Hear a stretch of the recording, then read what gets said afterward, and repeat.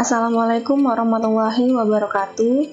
Pada kesempatan kali ini saya akan menjelaskan mengenai materi distribusi binomial. Baik, langsung saja kita akan mulai dari asal muasal distribusi binomial. Distribusi binomial disebut juga sebagai distribusi Bernoulli.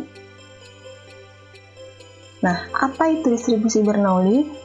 Ialah sebuah distribusi di mana eksperimen yang terjadi di dalamnya hanya memiliki dua hasil yang mungkin. Hasil yang mungkin itu dideskripsikan sebagai kejadian yang sukses atau gagal. Sebagai contoh, misalkan, melempar mata uang logam sebanyak 1 kali. Dalam hal ini, kejadian sukses dan gagalnya bisa dideskripsikan sebagai sisi apa yang akan muncul pada pelemparan uang logam tersebut. Apakah sisi yang muncul adalah angka atau gambar? Kemudian, contoh yang lain adalah mengamati telur ayam yang akan menetas. Nah, dalam hal ini, dua hasil yang mungkin diperoleh adalah apakah anak ayam itu jantan atau betina. Kita bisa mendeskripsikan kejadian yang sukses sebagai anak ayam itu jantan atau sebaliknya.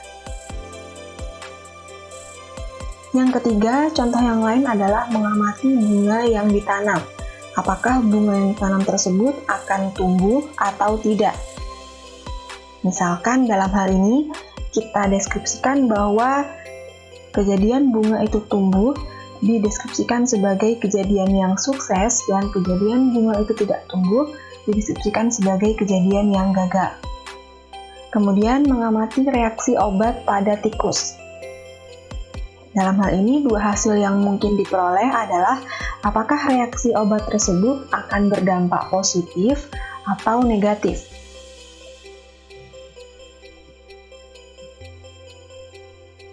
Secara harfiah, binomial terdiri dari dua suku kata, yaitu bi dan nomial. Kita tahu bahwa bi itu dia berarti dua, kemudian nomial itu berarti kondisi. Sehingga kita bisa mengartikan binomial itu sebagai dua kondisi. Beberapa definisi yang lain menyebutkan bahwa binomial itu dapat didefinisikan sebagai suatu kondisi yang memiliki dua kemungkinan. Dengan kata lain, kita bisa mengartikan distribusi binomial itu sebagai distribusi probabilitas diskrit dari percobaan yang dilakukan sebanyak n kali, di mana masing-masing percobaan memiliki probabilitas P, dan masing-masing percobaan tersebut bersifat saling independen atau tidak saling mempengaruhi. Kemudian, seperti yang sudah disampaikan sebelumnya bahwa dalam hal ini kita akan memperoleh yang namanya dua kemungkinan. Apakah kejadian yang akan diperoleh tersebut atau kejadian yang akan muncul tersebut merupakan kejadian yang sukses atau sesuai harapan atau gagal, ya, atau juga bisa dideskripsikan sebagai ya dan tidak. Nah, dalam aplikasinya, kategori sukses atau gagal di sini bisa berarti bermacam-macam. Misalkan, ya, dalam kategori lulus dan tidak lulus. Ya, misalkan kita deskripsikan lulus itu sebagai kejadian yang sukses dan tidak lulus itu sebagai kejadian yang gagal. Kemudian senang atau tidak senang, ya. Misalkan senang itu bisa disamakan dengan sukses dan tidak senang bisa disamakan dengan gagal. Atau setuju dan tidak setuju. Atau puas dan tidak puas. Atau barang bagus dan barang rusak. Dan sebagainya. Jadi dalam suatu eksperimen tersebut tidak harus kategori yang digunakan adalah sukses dan gagal. Ya, kita bisa mengkategorikan dengan menggunakan kata yang lain, seperti dalam contoh-contoh berikut. Nah, kemudian bagaimana ciri-ciri dari distribusi binomial? Yang pertama, banyak eksperimen atau percobaan dia merupakan bilangan yang tetap. Ya, sebagaimana kita ketahui bahwa distribusi binomial ini merupakan salah satu distribusi teoritis diskrit, sehingga jumlah eksperimen atau jumlah percobaan yang terjadi dia merupakan suatu bilangan yang tetap, tidak mungkin koma. Kemudian yang kedua adalah bahwa percobaan tersebut pasti menghasilkan satu dari dua hasil yang mungkin, yakni sukses atau gagal. Kemudian, jika peluang sukses atau probabilitas sukses kita nyatakan sebagai S, maka peluang yang gagal atau PG, misalkan definisikan sebagai G, dinyatakan atau dinilai sebagai 1 - S. Jadi, dalam hal ini, kita harus kembali lagi kepada teori peluang bahwa probabilitas dari suatu kejadian itu adalah 1. Sehingga peluang kejadian yang sukses ditambahkan dengan peluang kejadian yang gagal, dia pasti bernilai 1. Atau dengan kata lain, S ditambahkan dengan G sama dengan 1. Nah, probabilitas atau peluang sukses nilainya sama pada setiap eksperimen. Kemudian yang terakhir adalah percobaan atau eksperimen tersebut harus bersifat independen. Independen di sini dia berarti antara satu kejadian atau satu percobaan dengan percobaan yang lain dia tidak saling mempengaruhi. Nah, misalkan seperti apa contoh soal yang bisa diselesaikan dengan menggunakan distribusi binomial? Anda bisa melihat pada dua ilustrasi di slide berikut.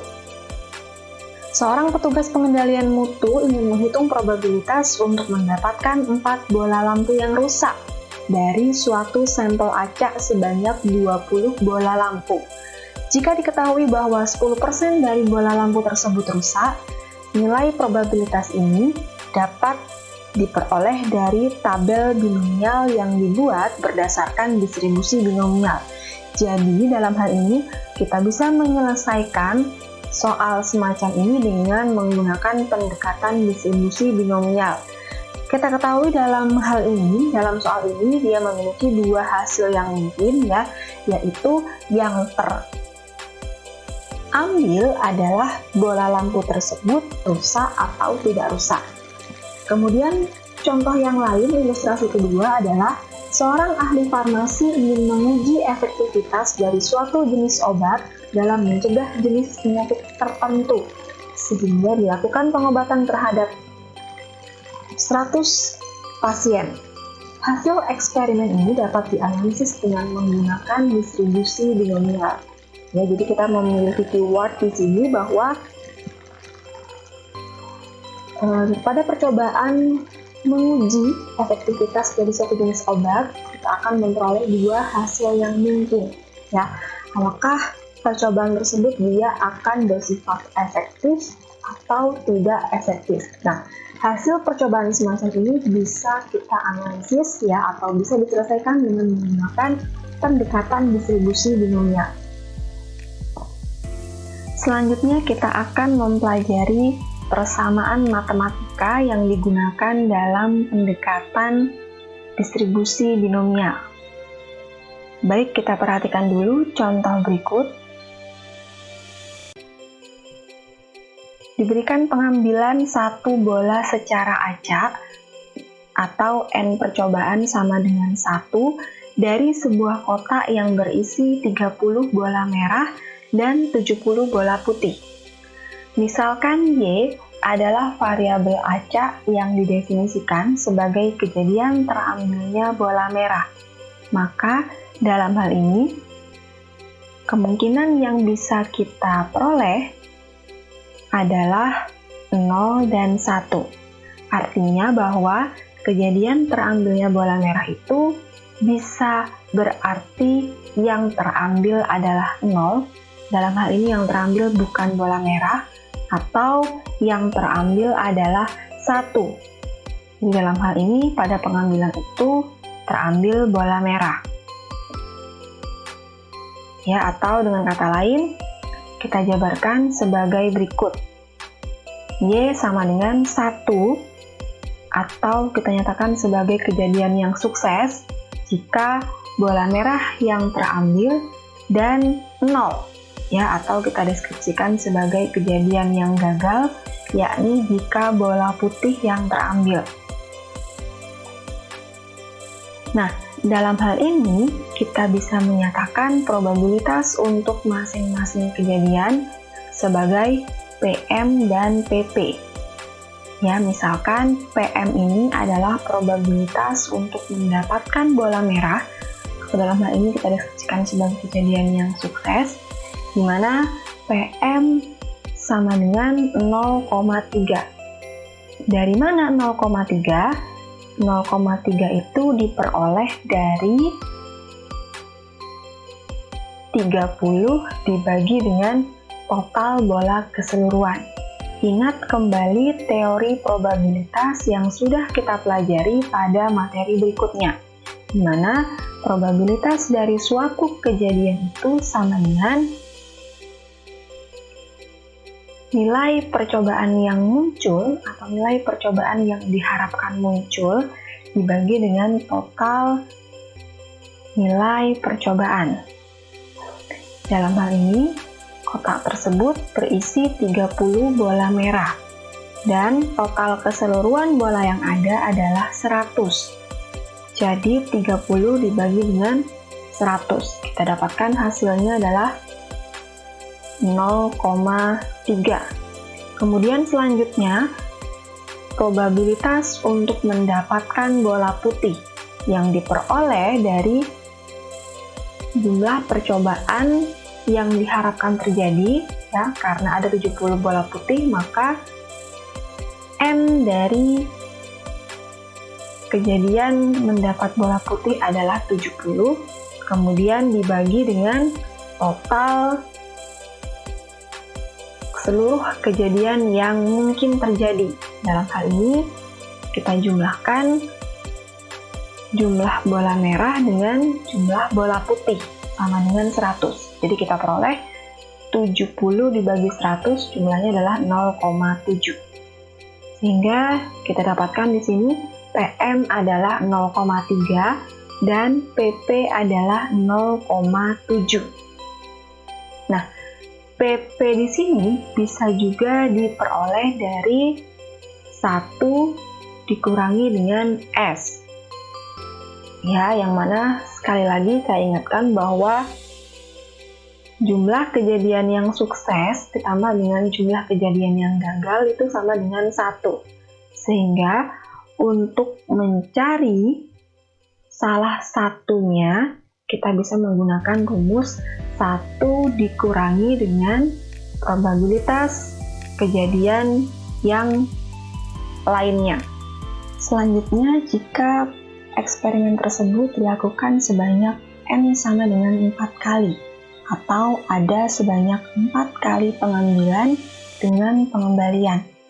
Nah, pengembalian ini ditujukan untuk menjaga agar eksperimen atau percobaan tersebut tidak saling mempengaruhi. Hasil yang akan kita peroleh atau hasil yang mungkin akan ada sebanyak 16 hasil. Apa saja ke-16 hasil itu kita lihat di sini. Misalkan yang pertama, yang muncul bisa saja keempat-empatnya merupakan bola merah, atau mungkin bisa saja pengambilan pertama dia merupakan bola merah, pengambilan kedua merupakan bola merah, kemudian pengambilan ketiga merupakan bola merah lagi, dan pengambilan terakhir adalah bola putih. Ya, sehingga yang kita peroleh adalah MMMP. Atau mungkin hasil yang lain yang akan muncul, misalkan pengambilan pertama dia bola merah, kemudian pengambilan kedua bola merah, kemudian pengambilan ketiga ternyata bola putih, dan yang terakhir pengambilan keempat ternyata bola merah lagi, dan seterusnya. Selanjutnya, masing-masing hasil eksperimen terdiri dari 4 kejadian. ya, karena N-nya sama dengan 4. Yang mana satu sama lain dia bersifat bebas atau independen, sehingga probabilitas terjadinya setiap hasil eksperimen merupakan hasil kali probabilitas masing-masing kejadian. Sebagai contoh, misalkan kita ambil salah satu kemungkinan kejadian yang terjadi. Misalkan untuk probabilitas terambilnya bola merah pada pengambilan pertama, bola merah pada pengambilan kedua, bola putih pada pengambilan ketiga, dan bola merah pada pengambilan keempat. Atau bisa kita definisikan sebagai S, kejadian yang sukses ada sebanyak 3, sehingga kita pangkatkan dengan 3, kemudian dikalikan dengan kejadian yang gagal.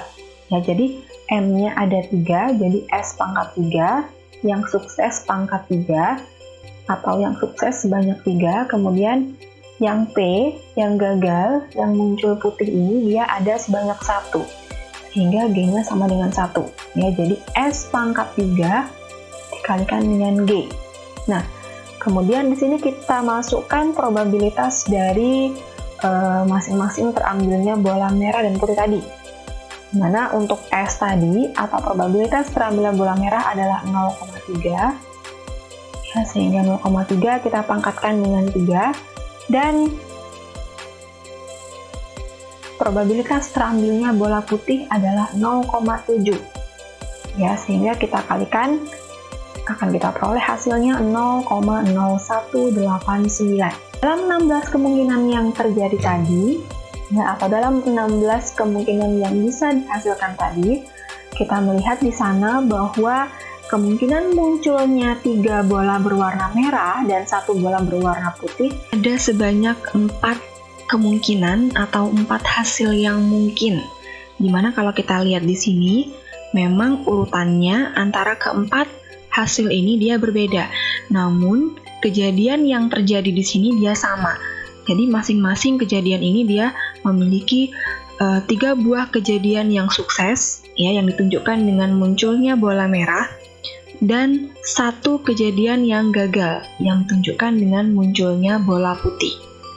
Jadi bisa saja 3 pengambilan pertama dia merah, kemudian putih, kemudian 2 pengambilan pertama dia merah, kemudian terambil putih, kemudian terambil merah, kemudian kemungkinan yang ketiga adalah pengambilan pertama terambil merah, kemudian pengambilan kedua terambil putih, dan yang selanjutnya terambil merah, dan yang terakhir pengambilan pertama terambil putih, kemudian 3 pengambilan selanjutnya terambil merah. Jadi pada kejadian terambil 3 merah dan 1 putih ini dia ada 4 kemungkinan. Nah, dalam hal ini berarti kita jumlahkan seluruh nilai probabilitasnya. 4 kejadian yang berbeda ini, yang berbeda urutan ini, dia meskipun berbeda urutan, namun memiliki nilai probabilitas yang sama. Mengapa? Karena kejadian yang ditimbulkan adalah sama. Sama-sama menghasilkan 3 kejadian yang sukses, yaitu 3M, dan 1 kejadian yang gagal, atau 1P. Sehingga di sini bisa kita definisikan nilainya sama dengan 0,0189 ditambah 0,0189 ditambah 0,0189 ditambah 0,0189, atau dengan kata lain 4 dikalikan 0,0189 sama dengan 0,0756.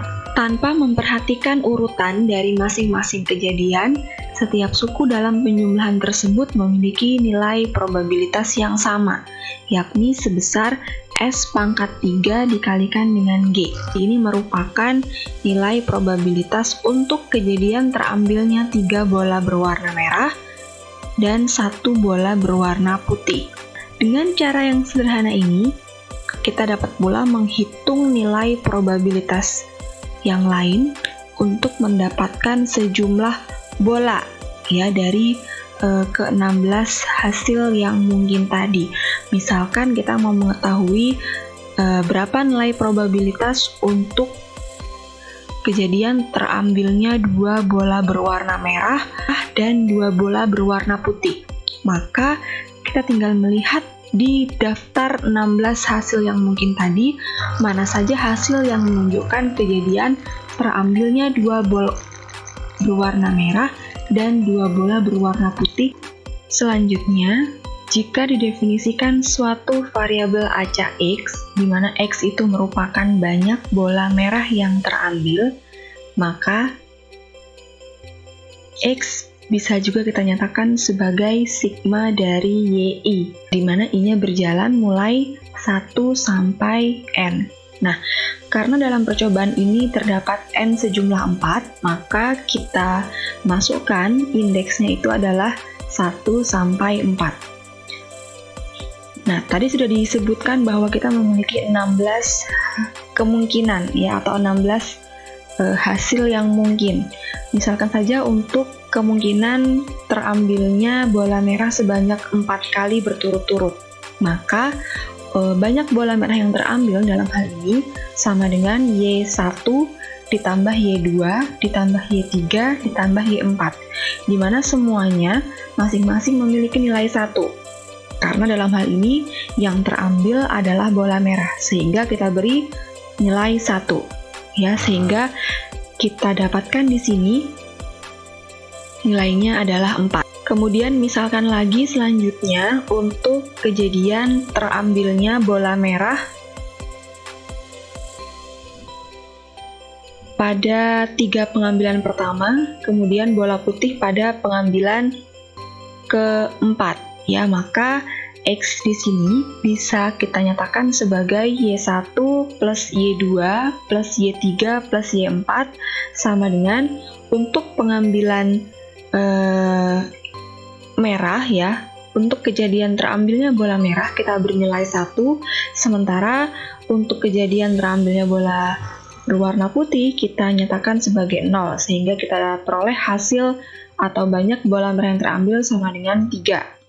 Dan yang terakhir, untuk kejadian terambilnya bola merah pada pengambilan pertama, kemudian bola putih pada pengambilan kedua, kemudian bola merah lagi pada pengambilan ketiga, dan yang terakhir pengambilan bola putih pada pengambilan keempat. Maka banyak bola merah yang terambil di sini kita lihat Y1. Karena Y1 tadi adalah merah, maka kita bernilai 1 di sini. Kemudian Y2, karena Y2 tadi terambil bola putih, maka kita beri nilainya adalah 0. Kemudian pengambilan ketiga atau Y3 adalah merah lagi, sehingga kita beri nilainya adalah 1. Dan yang terakhir pengambilan bola berwarna putih, kita beri nilai 0, sehingga kita akan peroleh banyak bola merah yang terambil adalah 2. Dan seterusnya. Kita bisa mencari nilai X untuk ke-13 hasil yang lain. Jika semua nilai probabilitas X dihitung, maka diperoleh distribusi probabilitas X dan disebut sebagai distribusi probabilitas binomial dengan M sama dengan 4. Kita kembali lagi, X tadi dia memiliki kemungkinan 0, 1, 2, 3, 4. Nah, kita mulai dari kemungkinan pertama, ya, atau untuk X sama dengan 0. Nah, pada materi sebelumnya kita sudah membahas bahwa probabilitas dari suatu nilai variabel acak atau X sama dengan X kecil, ya, itu dinyatakan sebagai atau nilainya sama dengan P kecil, X kecil. Ya, Anda bisa membaca ulang pada materi sebelumnya. Sehingga di sini bisa kita nyatakan bahwa probabilitas untuk X sama dengan 0 disebut juga sebagai P0, ya, sama dengan probabilitas untuk kejadian tidak terambil bola merah sama sekali pada keempat pengambilan berturut-turut, ya. Atau dalam hal ini yang terjadi adalah keempat-empatnya terambil bola berwarna putih, ya, atau PPPP, sehingga bisa kita nyatakan juga sebagai G pangkat 4. Karena terambilnya bola berwarna putih ini sudah didefinisikan sebagai kejadian yang tidak sukses, sehingga kita simbolkan sebagai G. Nah, di awal tadi sudah kita nyatakan bahwa untuk probabilitas dari kejadian yang tidak sukses, nilainya adalah 0,7. Sehingga kita peroleh hasil dari 0,7 pangkat 4 adalah 0,2401. Selanjutnya untuk nilai X sama dengan 1, ya. Probabilitas dari terambilnya satu bola berwarna merah, ya, pada 4 kali pengambilan yang terjadi sama dengan, kita lihat di sini ada 4 kemungkinan. Yang pertama, bisa bola merah itu terambil pada pengambilan pertama, kemudian bisa juga bola merah itu terambil pada pengambilan kedua, kemudian bisa juga bola merah itu terambil pada pengambilan ketiga, dan yang terakhir bisa juga bola merah itu terambil pada pengambilan keempat. Sehingga di sini kita memiliki 4 kemungkinan lagi, ya, untuk kejadian terambilnya satu bola berwarna merah. Nah, karena kita memiliki 4 kemungkinan, maka masing-masing dari probabilitas ini, ya, baik ini, kemudian ini, dan ini, dia memiliki nilai probabilitas yang sama. Sehingga di sini bisa kita sederhanakan menjadi 4 dikalikan sekian. Nah, apa sekiannya? Sekiannya itu dia merupakan yang satu adalah kejadian sukses, ya, ini mewakili dari terambilnya satu bola merah tadi. Kemudian G ini dia mewakili dari terambilnya 3 bola putih. Yang mana kita tahu bahwa pada keempat hasil ini, ya, pada keempat kemungkinan ini, kejadian terambilnya bola merah ada sebanyak 1 kali. Kemudian kejadian terambilnya bola putih ada sebanyak 3. Sehingga kita nyatakan sebagai S dikalikan dengan G pangkat 3. Ya, kita masukkan nilai probabilitasnya. Untuk S sama dengan 0,3 dan untuk G sama dengan 0,7. Kemudian kita hitung, kita peroleh hasilnya adalah 0,4116. Dan seterusnya, kita bisa menghitung nilai probabilitas untuk nilai X sama dengan 2, X sama dengan 3, dan X sama dengan 4. Ya, saya ulangi lagi di sini bahwa untuk X sama dengan 2 itu berarti terdapat 2 kali pengambilan atau terjadi kejadian terambilnya bola merah, ya, pada 4 kali pengambilan. Jadi di sini kita definisikan dulu semua kejadian yang memungkinkan, ya, pada kejadian itu. Sehingga di sini kita definisikan seluruh kejadian, ya, dari 16 kejadian yang memungkinkan itu mana saja yang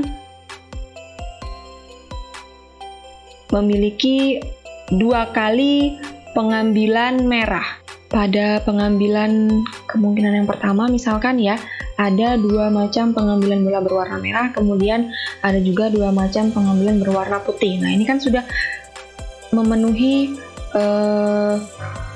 terambilnya 2 bola berwarna merah. Kemudian pada kemungkinan yang kedua juga terdapat 2 kali pengambilan bola berwarna merah dan sisanya pengambilan berwarna putih, dan seterusnya, ya. Jadi kalau kita lihat pada masing-masing kemungkinan ini, dia akan terdapat pengambilan 2 buah bola berwarna merah. Nah, karena ada 6 kemungkinan, ya, yang mana masing-masing di dalamnya dia memuat kejadian terambilnya 2 bola berwarna merah, maka setiap nilai probabilitas dari masing-masing kemungkinan ini dia bernilai sama. Atau kita ambil satu saja, ya, jadi 6 dikalikan sekian. Nah, sekiannya itu dia merupakan kejadian terambilnya bola, apakah itu merah dan putih. Kalau dia berwarna merah, berarti kita menyatakan sebagai S. Kalau dia berwarna putih, kita nyatakan sebagai G. Ya, karena di sini bola merah yang terambil adalah 2, maka S-nya kita pangkatkan 2, kemudian sisanya G kita pangkatkan 2 sebagai 2. Kita peroleh hasil adalah 0,2646. Yang selanjutnya adalah probabilitas terambilnya 3 bola berwarna merah. Jadi dari ke-16 kejadian tadi kita telusuri mana saja kejadian yang memuat kejadian terambilnya 3 bola berwarna merah dari 4 pengembalian itu. Ketemu hasilnya Ini yang pertama, kemudian ini yang kedua, ini yang ketiga, dan ini yang keempat. Jadi kita definisikan ya sesuai dengan simbol atau nilai probabilitasnya. Untuk kejadian terambilnya bola merah kita nyatakan sebagai S, dan untuk kejadian terambilnya bola putih dinyatakan sebagai G. Jadi kita dapatkan pada masing-masing probabilitas ini nilainya adalah S pangkat 3 dikalikan dengan G. Karena terdapat 4, ya, karena dia memiliki nilai probabilitas yang sama, jadi kita kalikan saja dengan 4. Kita peroleh hasilnya adalah 0,0756 dan seterusnya, ya, sama untuk probabilitas nilai X sama dengan 4 atau probabilitas terambilnya keempat-empatnya, ya, pada 4 pengambilan itu adalah bola berwarna merah atau sama dengan kejadian MMMM. Jadi kita tulis nilainya adalah S pangkat 4, kita masukkan 0,3 hingga kita peroleh 0,0081. Selanjutnya, dari masing-masing hasil yang tadi bisa kita nyatakan dalam sebuah tabel yang disebut sebagai tabel distribusi probabilitas binomial. Untuk setiap nilai X-nya dari mulai 0, kemudian 1, kemudian 2, kemudian 3, kemudian 4. Jadi untuk kolom pertama ini dia berisi dari semua nilai atau semua kemungkinan dari variabel acaknya. Kemudian pada kolom sebelah kanan ini menyatakan nilai probabilitas untuk setiap nilai X ini. Jadi tadi sudah kita temukan ya untuk probabilitas nilai X sama dengan 0, X sama dengan 0 itu adalah 0,2401. Kemudian yang selanjutnya ini untuk nilai probabilitas untuk X sama dengan 1, kemudian ini adalah nilai probabilitas untuk X sama dengan 2, ini adalah nilai probabilitas untuk X sama dengan 3, dan yang terakhir ini adalah nilai probabilitas untuk X sama dengan 4. Kalau kita cermati, kalau kita jeli, ketika kita jumlahkan ya semua nilai ini, kita akan mendapatkan hasilnya adalah 1. Ya, sesuai dengan teori probabilitas yang menyebutkan bahwa nilai maksimum dari suatu peluang pada suatu kejadian, apapun kejadiannya, itu pasti sama dengan 1. Nah, atau selain bisa kita nyatakan dalam bentuk tabel tadi, kita juga bisa menyatakan suatu distribusi probabilitas itu dalam sebuah grafik seperti yang ditunjukkan berikut. Nah, dari uraian di atas dapat disimpulkan bahwa dalam suatu distribusi probabilitas binomial dengan sejumlah n percobaan yang berlaku rumus sebagai berikut. Nah, P ini menyatakan probabilitas, jadi probabilitas dari munculnya kejadian sukses sebanyak X dalam suatu n percobaan dia adalah S pangkat X dikalikan dengan G pangkat N min X. Jadi X ini dia menyatakan jumlah kejadian yang sukses yang sesuai dengan harapan, kemudian S menyatakan probabilitas terjadinya kejadian yang sukses itu, kemudian G ini dia menyatakan probabilitas terjadinya kejadian yang tidak sukses atau yang gagal.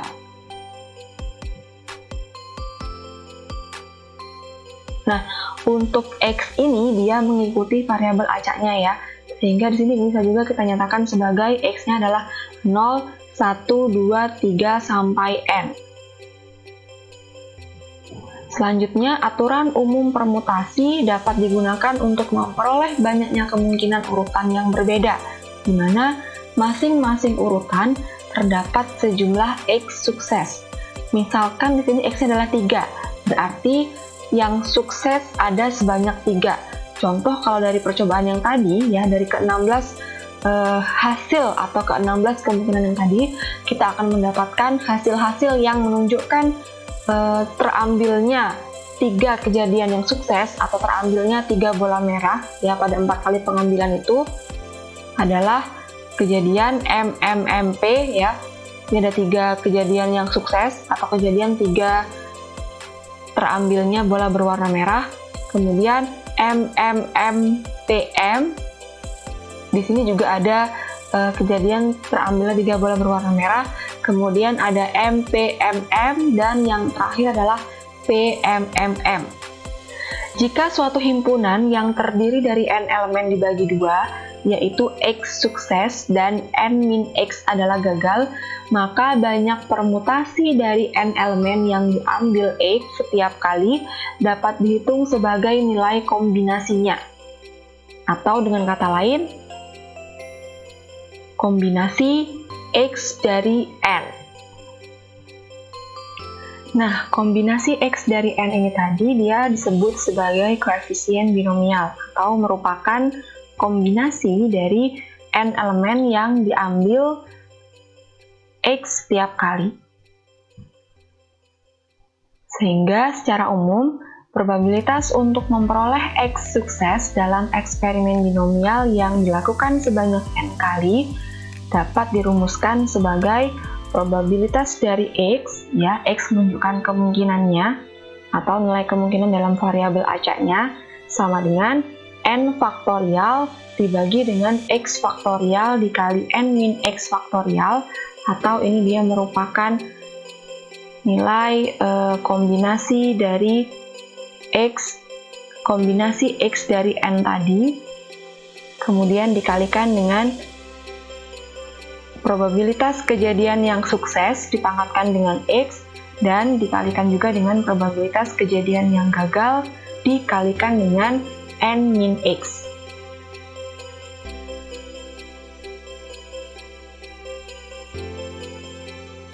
Contoh berikutnya adalah misalkan seorang penjual mengatakan bahwa di antara seluruh barang dagangannya yang sudah dikemas rapi, terdapat barang yang rusak sebanyak 20%. Kemudian seorang pelanggan membeli barang tersebut sebanyak 8 buah dan dipilih secara acak. Jika dinyatakan suatu variabel acak X, yang mana X ini dia merupakan banyak barang yang bagus atau banyak barang yang tidak rusak, hitunglah probabilitas bahwa dari 8 barang yang dibeli tadi, terdapat 5 barang yang rusak. Baik, penyelesaiannya seperti ini. Jadi, tadi kita sudah menyatakan variabel acak X itu sebagai banyak barang yang tidak rusak atau banyak barang yang bagus. Sehingga dari pendefinisian variabel acak X itu kita akan menemukan kemungkinan-kemungkinannya adalah ada 0, kemudian ada 1, kemudian ada 2, kemudian ada 3, ya, dan seterusnya sampai 8. Jadi semua nilai kemungkinan dari variabel acak ini ada 0, 1, 2, 3, sampai 8. Apa maksudnya? Ketika nilai kemungkinannya 0, ini berarti bahwa dari ke-8 barang yang dipilih itu tidak ada satupun barang yang rusak. Ketika X-nya sama dengan 1, itu berarti jumlah barang yang tidak rusak atau bagus, dia ada sebanyak 1 saja. Atau dengan kata lain, ada sejumlah 7, ya, 7 barang yang rusak. Ketika X-nya sama dengan 2, itu berarti yang bagus, yang terambil yang bagus hanya ada 2, sementara sisanya atau sejumlah 6, dia merupakan barang yang rusak. Dan ketika X-nya sama dengan 3, itu berarti jumlah barang yang bagus atau tidak rusak ada 3, sedangkan jumlah barang yang rusak ada 5, dan seterusnya. Nah, karena di sini disebutkan bahwa kita disuruh mencari nilai probabilitas ketika dari 8 barang yang dibeli itu terdapat 5 barang yang rusak. Artinya yang rusak itu ya ada sebanyak